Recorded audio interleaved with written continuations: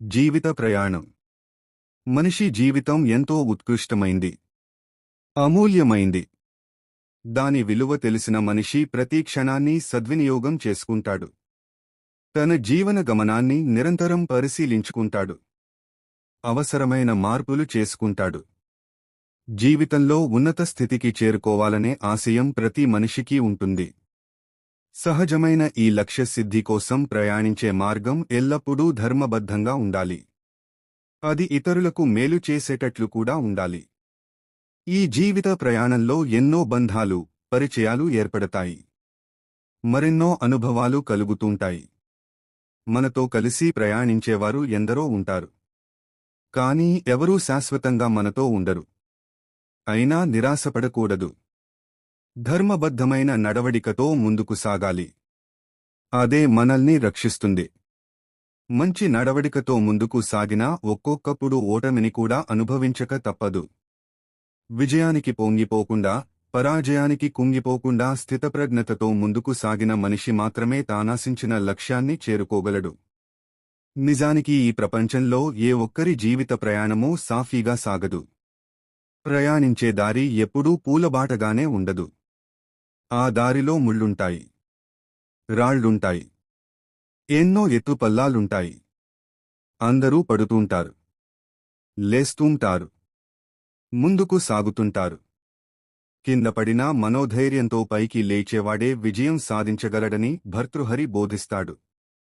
ఇక మనం ప్రయాణించే దారిలో మన ఉన్నతిని చూసి ఈర్ష్యపడే కళ్ళుంటాయి.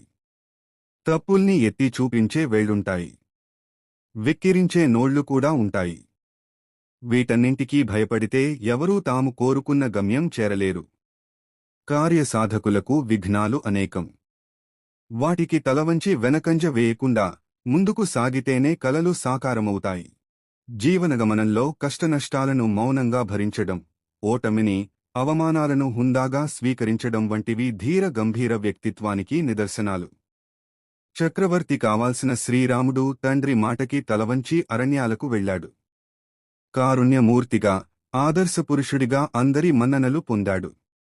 చివరికి రావణ సంహారం చేసి అవతార లక్ష్యాన్ని పూర్తిచేశాడు. 13 ఏళ్లు అరణ్యవాసం, సంవత్సరం అజ్ఞాతవాసం చేయాల్సి వచ్చినా పాండవులు ధర్మాన్ని వీడక ముందుకు సాగారు. జీవితం అన్నాక కష్టసుఖాలు పడుగు పేకల్లా అల్లుకుని ఉంటాయి. ఎంతటివారైనా వాటిని అనుభవించక తప్పదు.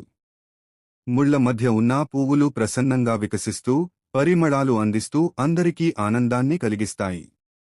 అదే రీతిగా మనిషి కూడా అడ్డంకులను అధిగమించి తన బాధ్యతలను సక్రమంగా, ధర్మబద్ధంగా నిర్వహిస్తే జీవితం అర్థవంతంగా, ఆదర్శప్రాయంగా సాగుతుంది.